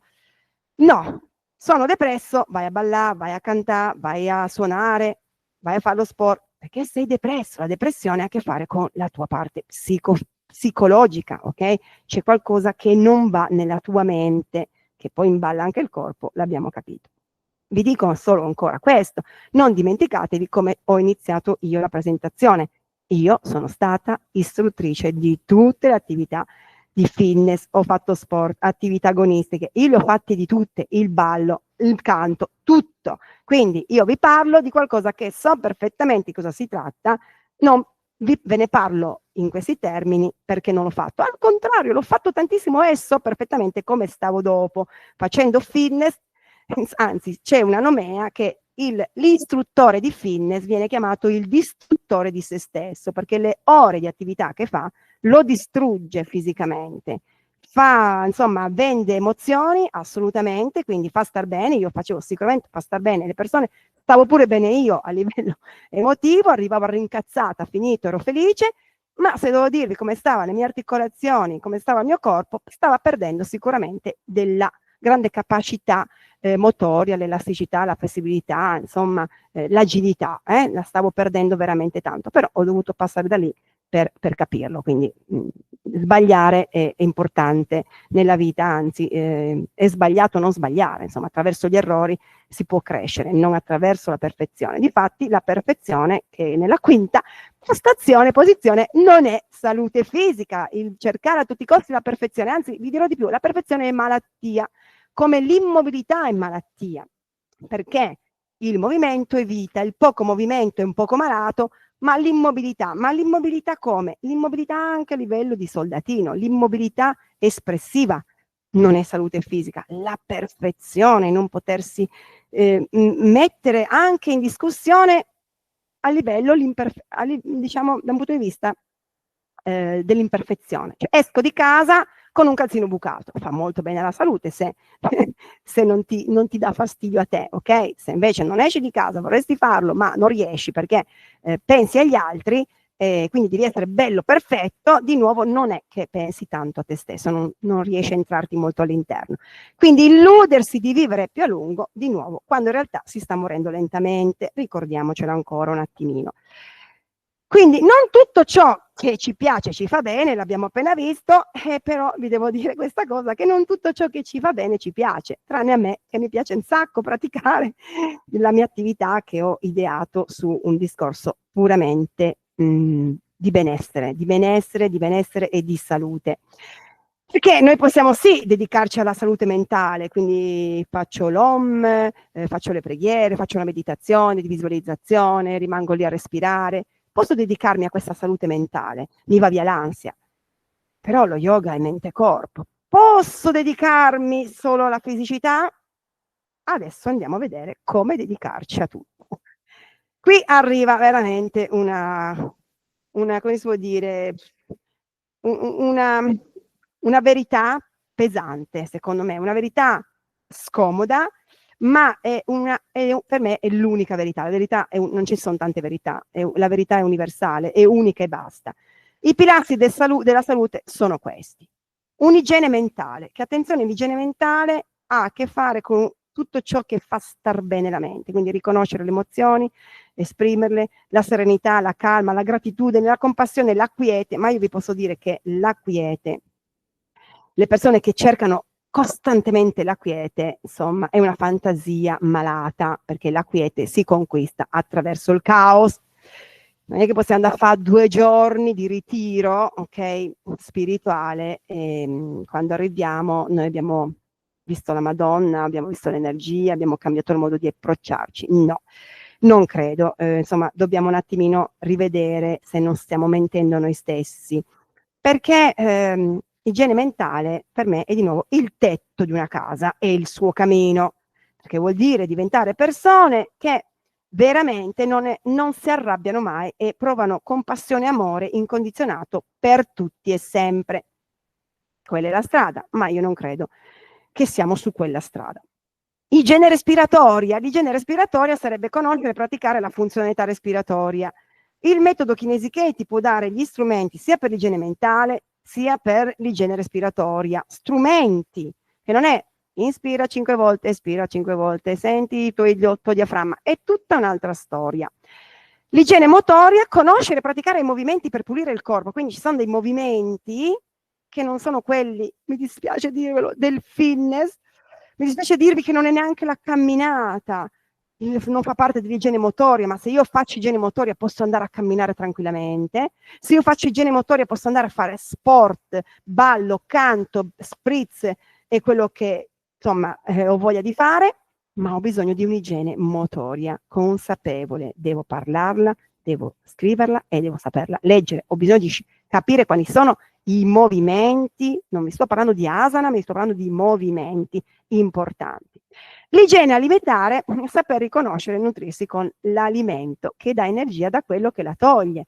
Insomma, anche qui forse nell'alimentazione siamo un po' più avanti sulla consapevolezza rispetto al campo motorio, perché vi ho detto che nel campo motorio siamo indietrissimo, non abbiamo assolutamente la conoscenza corretta, ma nell'ambito dell'alimentazione stiamo iniziando a evolverci. Io per prima sto iniziando a comprendere quali sono i cibi che danno energia e quali sono quelli che la tolgono, ma la cosa interessante, sempre per mia esperienza, è che da quando so quali sono quelli che danno energia e quelli che la tolgono, a quando io ho messo in pratica quello che conosco, ci sono passati tantissimi anni. Questo di nuovo per farvi capire che io comprendo quanta fatica ci può essere di fronte a una scelta, una decisione di fare un grande cambiamento.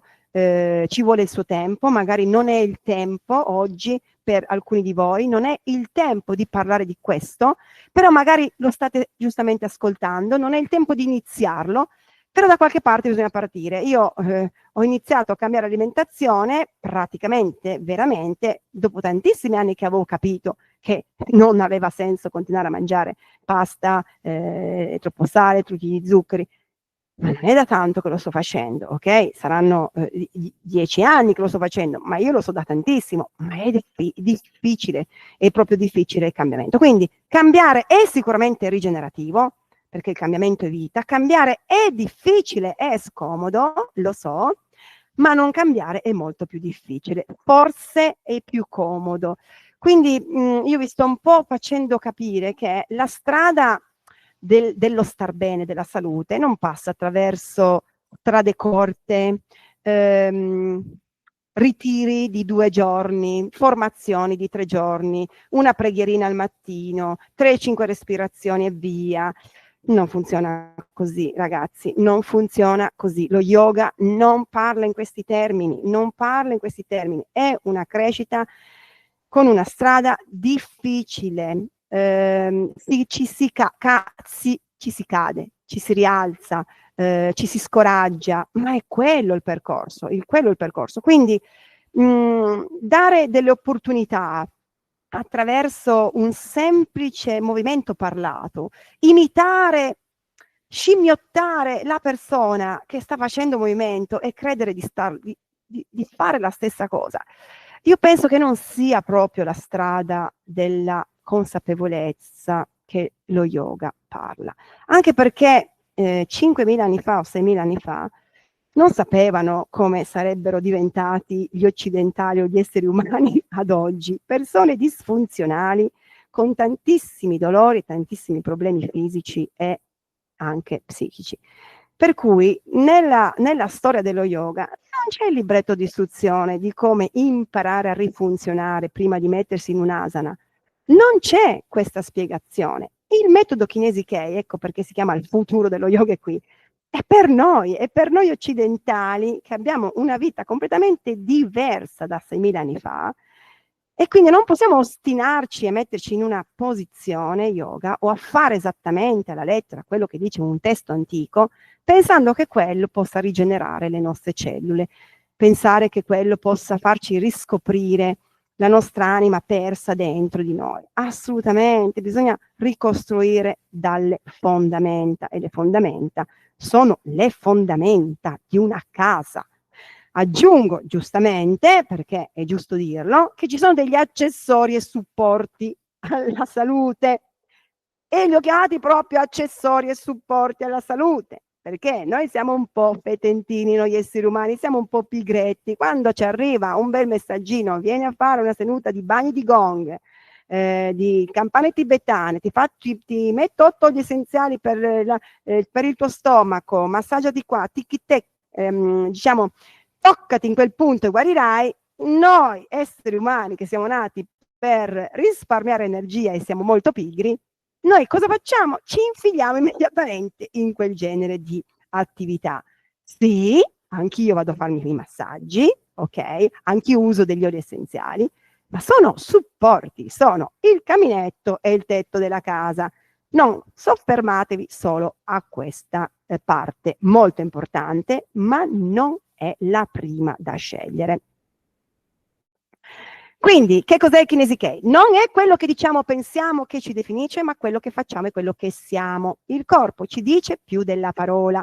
Ecco perché il Kinesi Kei, il Kinesi è movimento, Kinesi Kei è la chiave del movimento, il libretto delle istruzioni, riprenderci tutto quello che abbiamo perso senza esserne consapevoli. Vi ricordo ancora che esistono 3 livelli di consapevolezza, e c'è la consapevolezza del fare, dove ci sono io che parto da lì, del fare, che ha a che fare con lo studio, col lavoro, l'ambizione nel fare, e nel campo motorio iniziare a muoversi con consapevolezza. Poi c'è la consapevolezza del sapere, conoscere che oltre alla materia c'è di più, quindi vado a leggere tutti i libri, ma prima devo stare nella mia praticità. E poi c'è la consapevolezza dell'essere, ma questo è l'ultimo step, per il semplice fatto che io vivo, io ci sono, io esisto, sono appagato, funziono, ho riscoperto tutto di me. Io non devo più dimostrare nulla a nessuno, il mio ego non deve più centrare, non devo più far vedere che so bravo a fare quell'asana, so bravo a fare la verticale.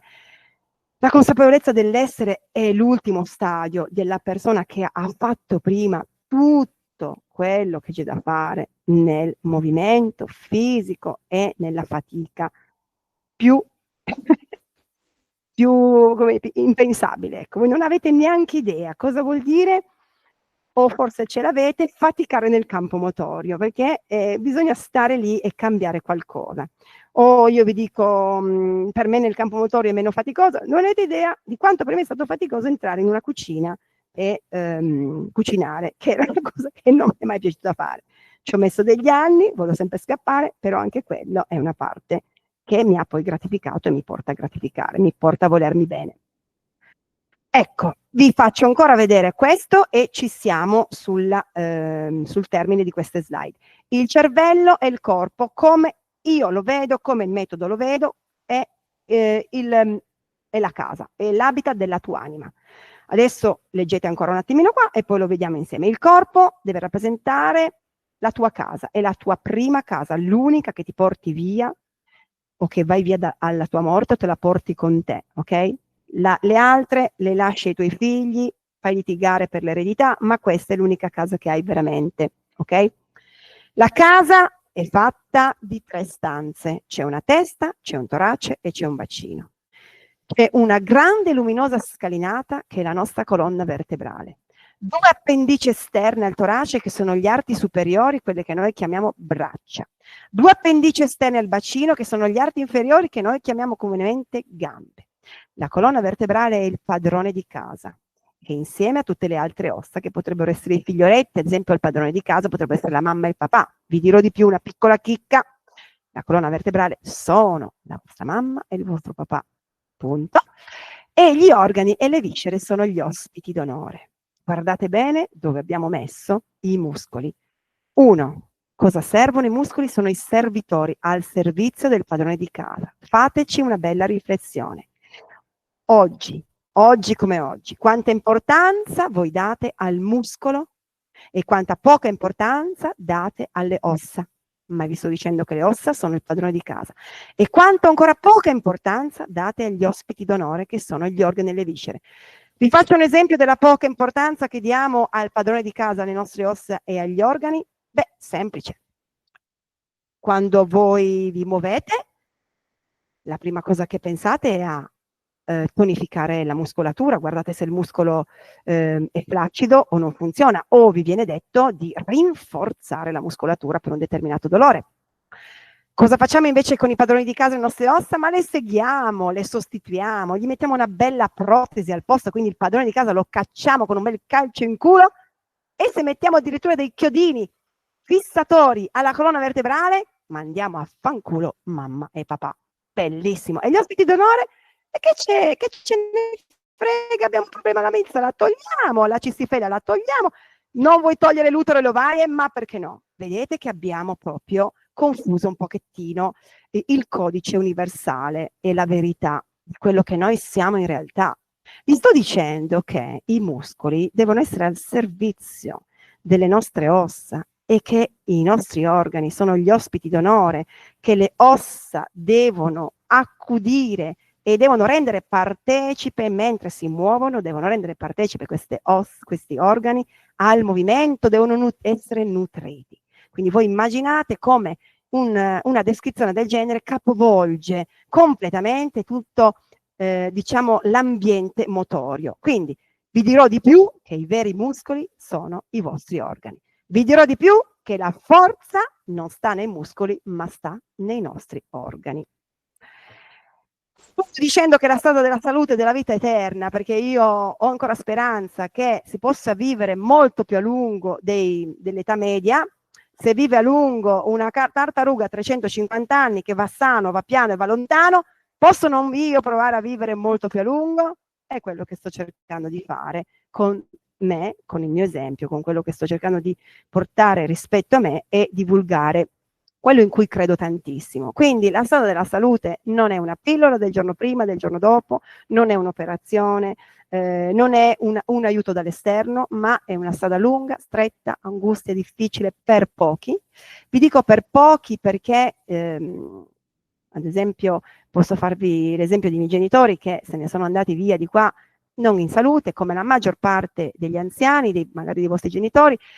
Quindi non tutti riescono a percorrere questa strada, non so neanche se lo riuscirò a percorrere io, ma voglio provarci. È una strada del bene, della forza, del coraggio, dove forza ha a che fare con l'energia, con cuore e con la parola mamma, coraggio con l'azione del cuore, con le ali che sono i polmoni e quindi la parola papà. Io chiudo questa, diciamo, premessa e mi butterei sul tappetino. Se qualcuno ha qualcosa da dire, lo dica adesso o taccia per sempre. Mi butto di là. Ok, non so che ora abbiamo fatto, però proviamo a vedere alcune cose. Allora, sì.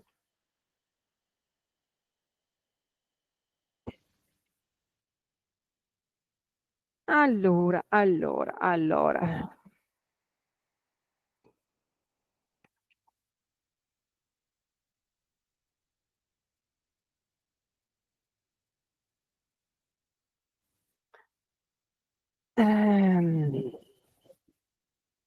Ci siamo? Mi stanno vedendo? Ok. Allora, vi faccio vedere solo questo disegno perché come ho finito continuo. Vi ho detto che dobbiamo un po' vedere il nostro corpo come una grande casa con 3 stanze. Tra l'altro è bello, insomma, vedere che le stanze sono di 3 forme geometriche che conosciamo molto bene.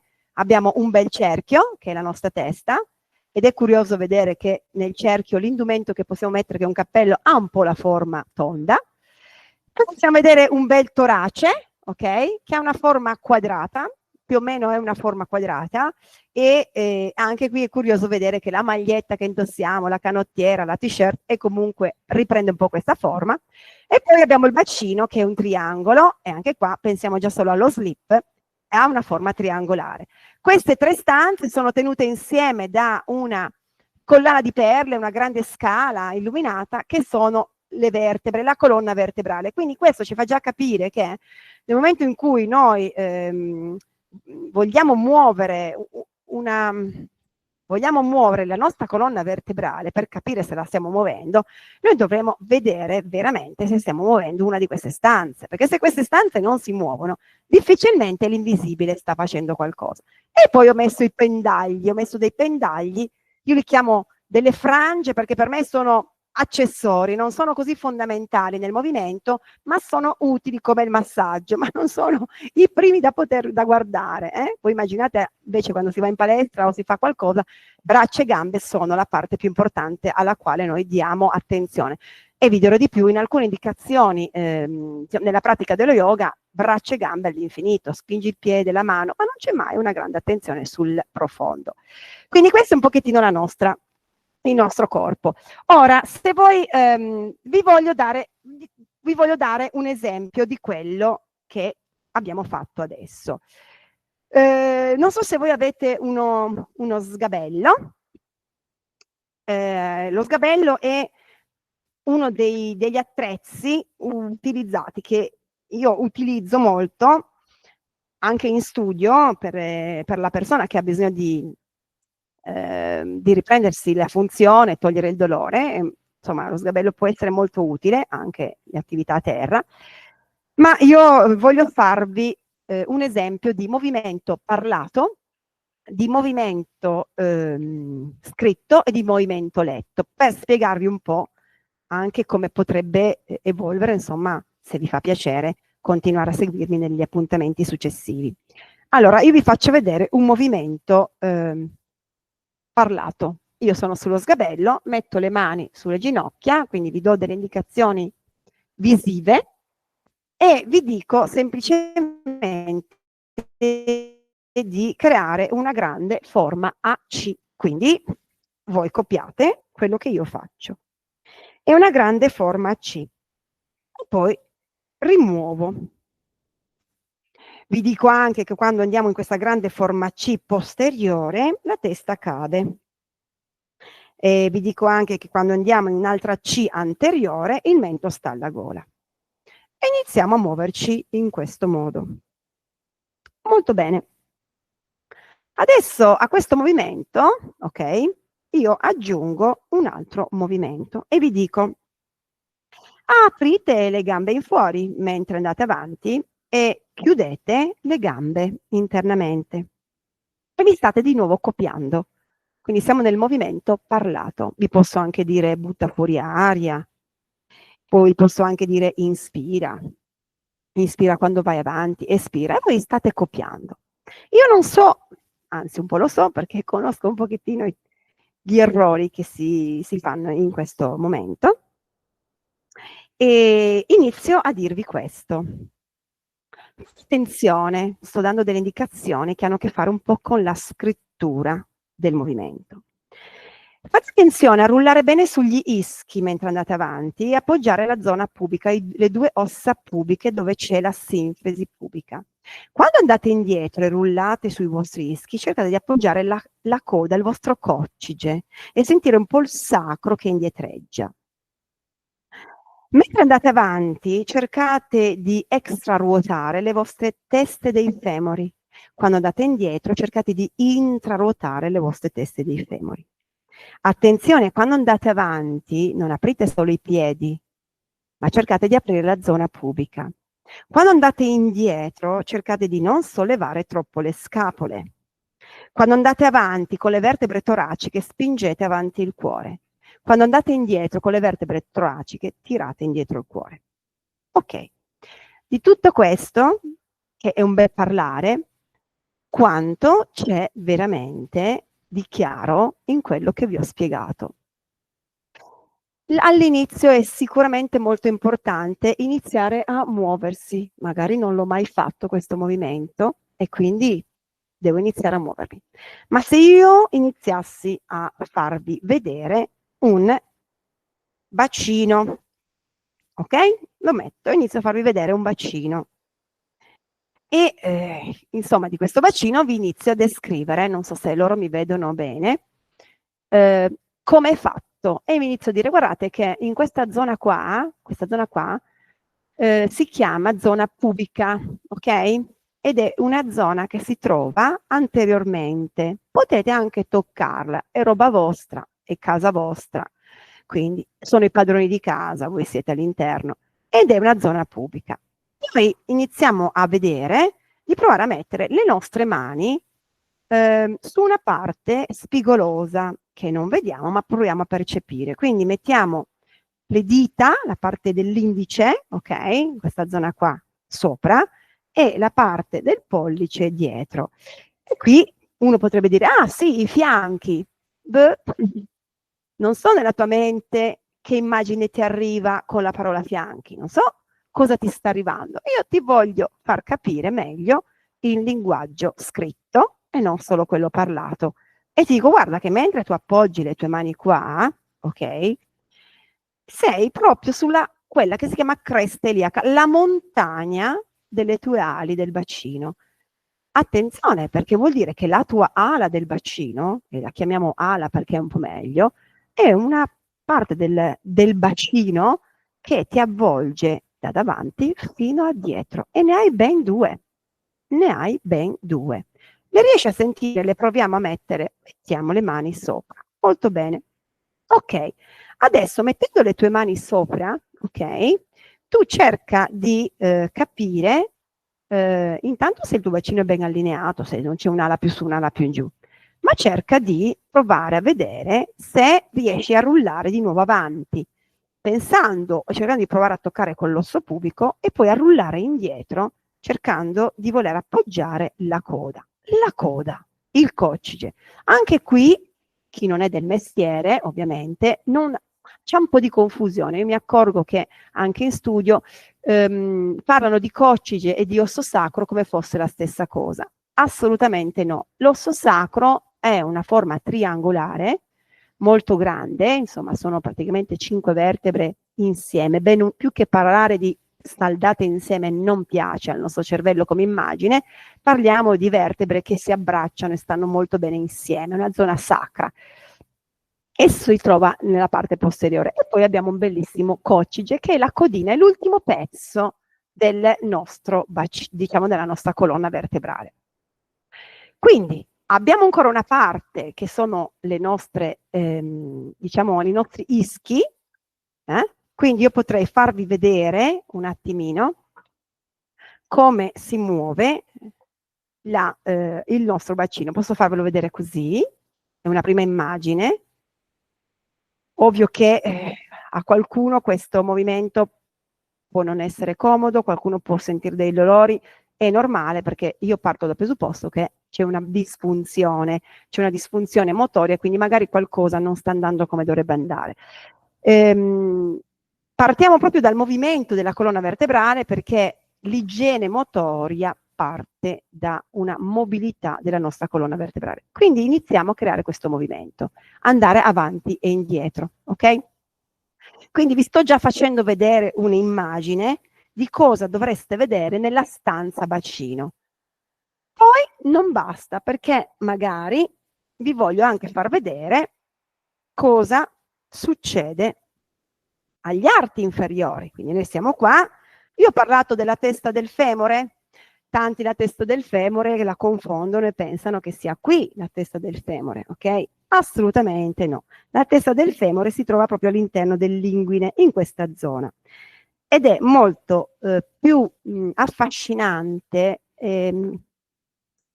diciamo, ed elegante, armonioso, muoversi attraverso una conoscenza dell'osso, perché il movimento diventa veramente diverso.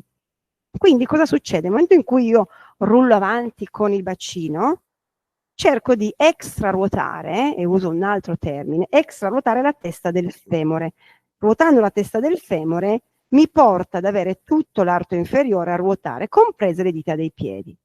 La maggior parte delle persone che hanno una disfunzione, una strategia motoria scorretta, solitamente ha a che fare con una chiusura pubica, un bacino molto chiuso, quello che fanno è questo: tengono le ginocchia chiuse e quello che fanno durante l'imitazione, quindi nel movimento parlato, si vedono solamente i piedi, quindi è come se i parenti stretti, l'estremità ultima voglia aiutare chi in realtà non sta rispondendo al messaggio. E guardate chi è che si sta muovendo? Il visibile, quello che sta copiando, perché l'invisibile non è pervenuto. Perché l'invisibile non è pervenuto? Perché non abbiamo conoscenza, non abbiamo nessuna immagine, non sappiamo che tasto schiacciare per poter muovere quella parte del corpo, ma è fondamentale in un corpo disfunzionante riprenderci la mobilità consapevole.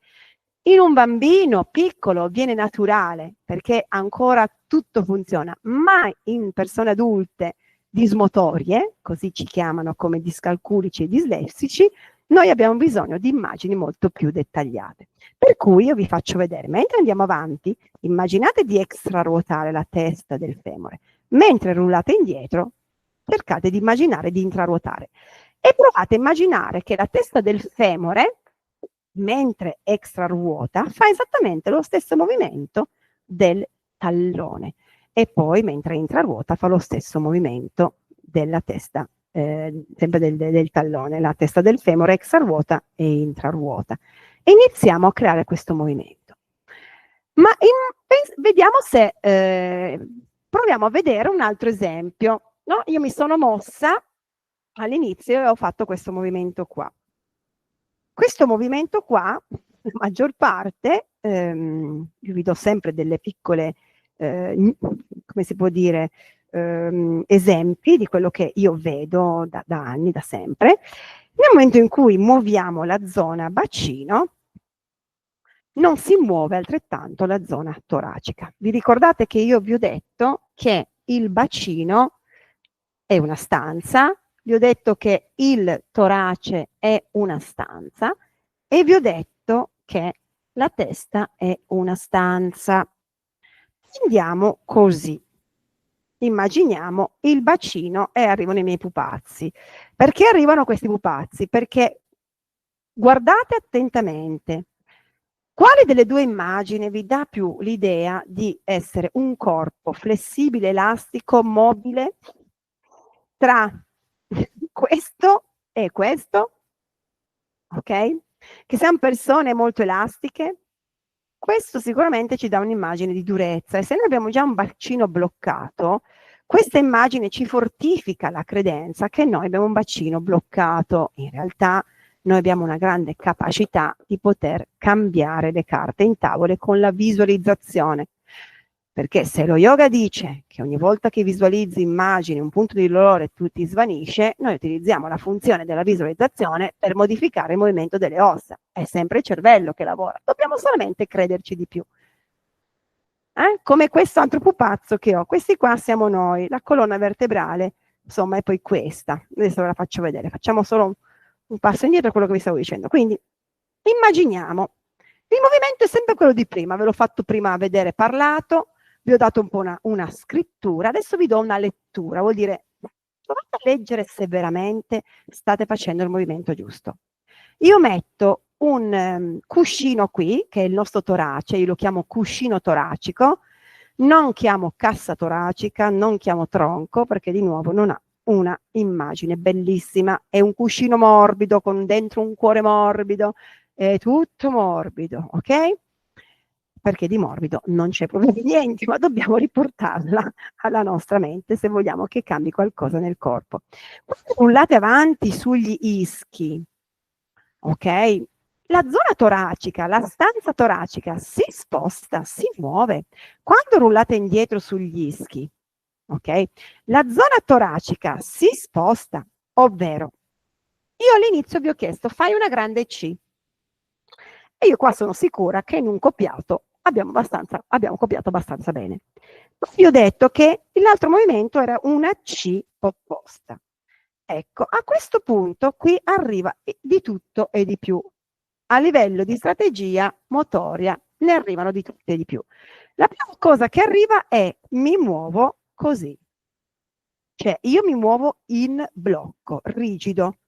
Quindi vado indietro, qui non si muove niente, vado avanti e si muove così. Addirittura ci sono a volte delle persone che mentre gli viene detto di muovere il bacino, fa questo. Credendo di fare questo. Ok? Allora io arrivo con i miei strumenti e di nuovo con una grande attenzione, concentrazione, intenzione. Che intenzione hai? Ho intenzione di voler capire se il mio torace e il mio bacino si muovono effettivamente mentre io voglio creare una forma a C col mio corpo. Per il momento vi dico corpo. Quindi, mentre mi muovo avanti, il mio torace si muove avanti anche lui e va in alto. Mentre mi muovo indietro, creando una grande C, il mio torace si muove indietro, il mio bacino indietro, e il bacino e il torace si toccano o cercano di avvicinarsi. Quando rullo avanti sugli ischi, riesco a vedere se il mio bacino e il mio torace si allontanano. Riesco a vedere se il mio bacino e il mio torace si avvicinano. Riesco a percepire. Riesco a farlo, non lo sento, è non pervenuto, potrebbe non essere pervenuto. Quindi, perché mentre io mi muovo indietro il mio bacino dovrebbe fare un movimento e mentre mi muovo indietro nella grande C anche il mio torace? Perché vi ricordate che testa, torace e bacino sono uniti insieme da una grande scalinata e la scalinata è questa e qua arriviamo alla padrone di casa per eccellenza, dove per il mondo yogico la colonna vertebrale è il tempio della nostra anima, l'energia scorre qua dentro, tutta la salute dipende da questa cosina qua. Adesso io vi faccio vedere questa colonna, la vedete? Benissimo. Come la vedete? Che termine gli darete? Gli dareste come termine? Che colonna! Dura? Flessibile? Elastica? Posso io con questa immagine creare una mobilità di un certo tipo? Assolutamente no. Il medico, l'osteopata, pure io per vedere quante vertebre mi serve tantissimo, ma nel campo motorio tutto questo è nulla totale, è noia, come dico io, tutto questo è noia, perché se io ho quella immagine, per di più, ho pure paura di avere qualcosa, mi hanno detto che ho un'ernia, ma mai più io mi convincerò di potermi muovere come all'origine, ma noi siamo miracolo e vita. Allora, ecco che arrivano gli strumenti del Kinesi-Kei. Ta-ta-ta-tam. Non so se vi ricordate, su una delle slide c'erano delle vertebre, ma c'era anche uno smile. E io ho provato a cambiare completamente l'immagine della colonna vertebrale. Non sarebbe più bello poter immaginare, perché così è, così eravamo e così possiamo ritornare, immaginare che in realtà la nostra colonna vertebrale è riempita di questi bellissimi smile sorridenti, a volte sono anche un po' incazzati perché anche le vertebre sono un po' arrabbiate quando siamo arrabbiati noi, immaginare che è avvolta da un grande elastico e che è molto mobile e che qui c'è la nostra testa e che qua c'è il nostro bacino. Perché vi dico che così è e così eravamo e così possiamo ritornare? Perché io non so se voi vi ricordate come stavamo nella pancia della mamma. Cioè per poter stare embrionizzati dove la testa era a contatto con l'intestino, è perché questa bellissima colonna vertebrale che cosa faceva? Una grande C. E per ritrovare la nostra anima, noi dobbiamo partire da un'igiene motoria, riconquistandoci prima di tutto le grandi C, quello che noi eravamo prima della nascita. Eravamo ancora puri, eravamo ancora genuini, eravamo ancora anima, eravamo ancora spirito, eravamo ancora energia. Non sapevamo ancora bene dove saremmo andati a capitare. Questo eravamo, ma se questo eravamo, questo dobbiamo ritornare. Quindi l'igiene motoria che il metodo Kinesi-Kei ti propone è prima di tutto riconquistare attraverso una grande consapevolezza del movimento delle vertebre la tua mobilità vertebrale con un accompagnamento di grande consapevolezza, di grande intenzione, di grande visualizzazione, di voglia di crederci veramente che siamo fatti di un impasto e tale dobbiamo ritornare a essere un impasto morbido costituito da ossa, organi, muscoli, fasce, liquidi, fluidi. E non basta solo leggerlo, saperlo, noi dobbiamo iniziare a imparare a muovere quel ripieno che abbiamo all'interno. Quindi, se questa potrebbe essere la nostra colonna vertebrale e attaccato ci abbiamo questa colonna che è una scala, che ci fa entrare in una stanza che è il torace e ci fa entrare in un'altra stanza che è il bacino, credete come me che nella rullata indietro, se il torace e il bacino si toccano o si avvicinano, è perché le vertebre si stanno muovendo e che se mentre io mi muovo avanti non riesco proprio a muovermi con il torace è perché abbiamo alcune vertebre bloccate, irrigidite. Ma cosa credete voi di tutto ciò? Che è irreversibile? Ci fanno credere che è irreversibile. Il potere della mente, il potere quantico del mio metodo ha a che fare con tutto ciò che è storia e scienza yogica, dove la mente può diventare importantissima se voi siete al timone della stessa mente, importantissima per fare un cambiamento prima di tutto motorio.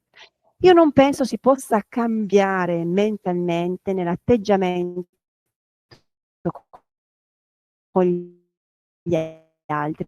Se prima io non faccio un cambiamento con la mia, perché attraverso la mia che io posso, quanto mi amo, odio, rimuovere i traumi da quando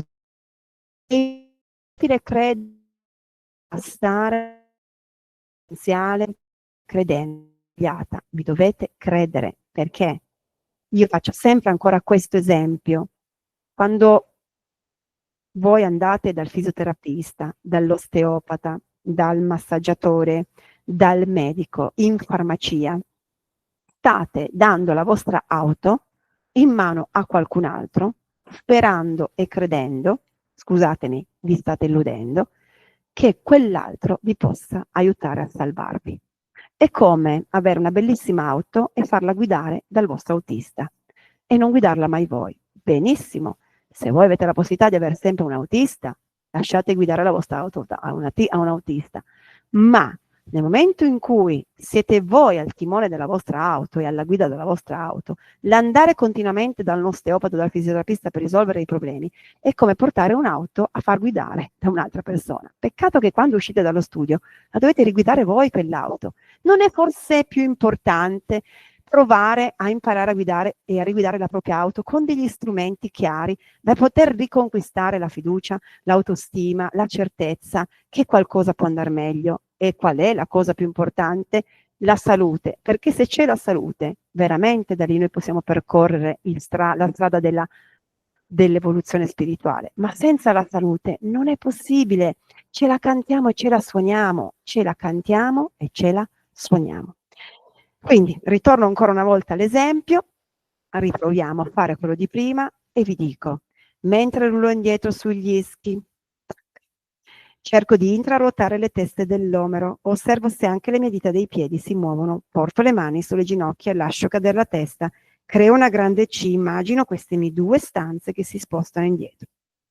Poi rullo avanti sugli ischi, extra ruoto partendo dalla testa del femore, extra ruoto fino al piede, cambio la forma, le mie due stanze si muovono avanti, tengo il mento, la stanza testa ferma e lo faccio un po' di volte.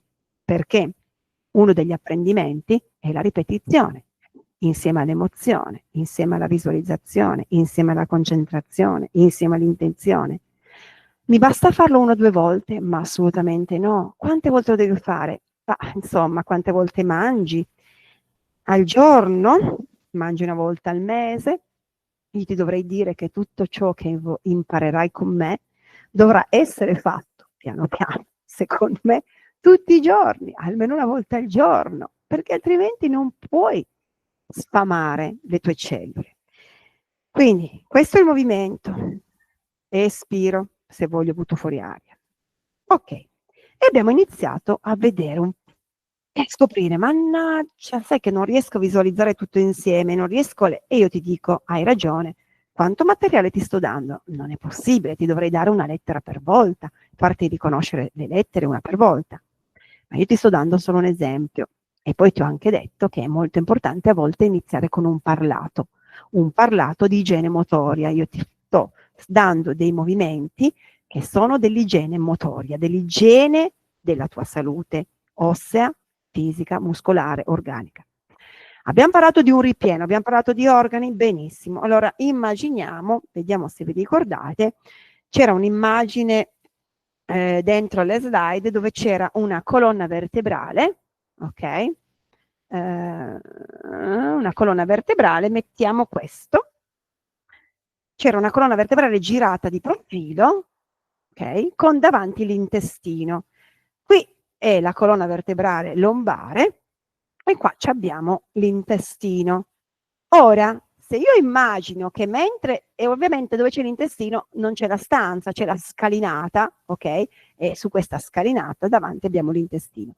Mentre io mi muovo in avanti e mi muovo indietro, immagino di spostare, vi ricordate che le ossa si spostano e si muovono?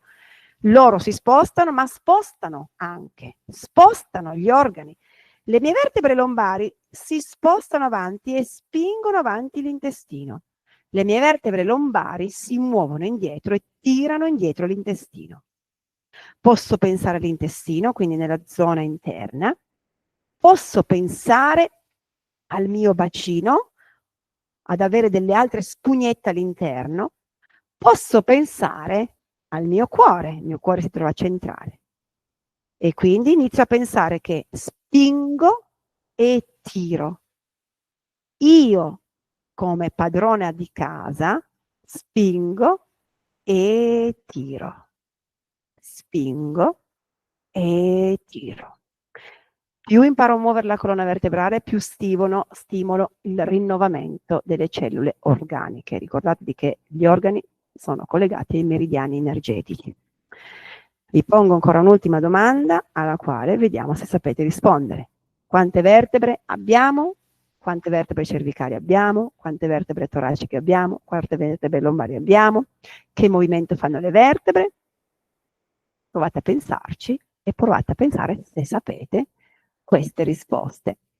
Se le sapete, la prossima domanda è: sapete muovere voi? Sapete che si muovono? Ok, le conoscete. Le vostre si muovono? Le vostre vertebre si muovono bene tutte? O ce n'è qualcuna bloccata? La sblocchiamo noi con la nostra scienza yogica o continuiamo a darla in mano a qualcun altro, la nostra colonna? Ora, mi sembra più o meno di avervi detto tutto, o quasi, avrei da dirvi ancora un sacco di cose.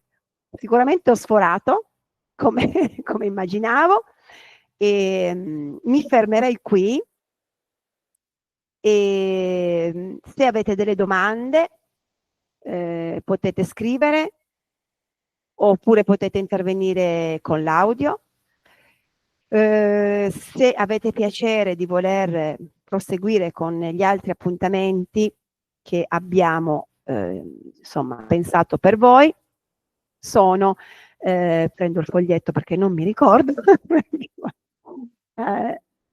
Ok, allora prendo un attimo il foglietto perché allora sarebbero lunedì 11, noi abbiamo ho pensato di lasciare sempre un po' questo orario, poi avete sempre volendo la possibilità di vederlo in registrazione.